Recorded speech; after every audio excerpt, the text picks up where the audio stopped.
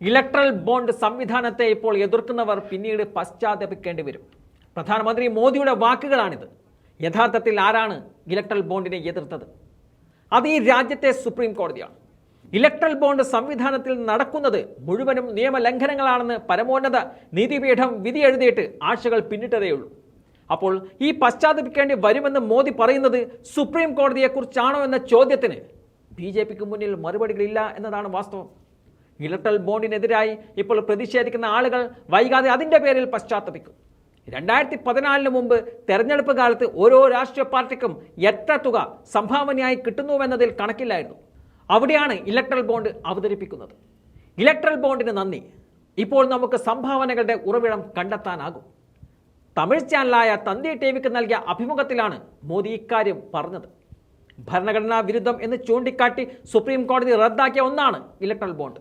ആ ബോണ്ടിനെയാണ് ഇപ്പോൾ മോദി വാനോളം പുകഴ്ത്തിയിരിക്കുന്നത്. ഇലക്ട്രൽ ബോണ്ട് വഴി ഏറ്റവും അധികം പണം കിട്ടിയിരിക്കുന്നത് BJPക്കാണ്.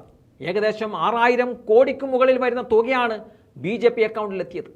ബാക്കി പാർട്ടികൾക്കെല്ലാം കിട്ടിയതിൽ പകുതിയിലേറെയും BJP അക്കൗണ്ടിലാണ് എത്തിയത്. CPM നൽകിയ ഹർജിയിലാണ് ഇലക്ട്രൽ ബോണ്ട് റദ്ദാക്കി സുപ്രീം കോടതി ഉത്തരവിട്ടത്. ആർക്കൊക്കെ എത്ര കോടികൾ നൽകി തുടങ്ങിയ വിവരങ്ങൾ സമയബന്ധിതമായി കൈമാറണമെന്ന് സുപ്രീം കോടതി ശാഠ്യം പിടിച്ചതുകൊണ്ടാണ് SBI ഇലക്ട്രൽ ബോണ്ട് വിവരങ്ങൾ കൈമാറാൻ തന്നെ തയ്യാറായത്. ഈ വിവരങ്ങളൊന്നും ഒരിക്കൽ പൊതുമാധ്യമത്തിൽ വരില്ലെന്ന് ഉറപ്പിലായിരുന്നു ബോണ്ടുകൾ വാങ്ങിയിരുന്നത്. പുറത്തു വന്ന വിവരങ്ങൾ അനുസരിച്ച് പലതരം അന്വേഷണങ്ങളും നേരിടുന്നവരും അതുപോലെ അനധികൃത ബിസിനസ് നടത്തി വരുന്നവരുമൊക്കെയാണ് ഏറ്റവും അധികം ബോണ്ടുകൾ സംഭാവന കൊടുത്തിരിക്കുന്നത്. രാജ്യം ഭരിക്കുന്നവർക്ക് മുതൽ സംസ്ഥാന സർക്കാരുകൾക്ക് വരെ ശതകോടികൾ ഓരോരുത്തരും സംഭാവനയായി കൊടുത്തതായി പുറത്തു വന്നിരിക്കുകയാണ്. ലോക്സഭാ തെരഞ്ഞെടുപ്പിന് തൊട്ടു മുമ്പ് ഇലക്ട്രൽ ബോണ്ട് റദ്ദാക്കിയ വിധി പ്രതിപക്ഷ കക്ഷികളും പൊതുസമൂഹവും സ്വാഗതം ചെയ്തപ്പോൾ BJP അവരുടെ അനിഷ്ടം പ്രകടമാക്കുകയാണ് അവിടെ ചെയ്തത്. കുചേലൻ കൃഷ്ണന് അവിൽക്കിഴി കൊടുത്തതിനോടാണ് പ്രധാനമന്ത്രി ആദ്യം ഇലക്ട്രൽ ബോണ്ടിനെ ഉപമിച്ചത്.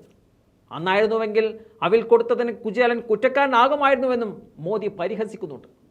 പ്രധാനമന്ത്രി വീണ്ടും ഇലക്ട്രൽ ബോണ്ടുകളെ ന്യായീകരിക്കുന്നത് എന്തിനാണെന്ന സംശയവും ശക്തമായിട്ടുണ്ട്.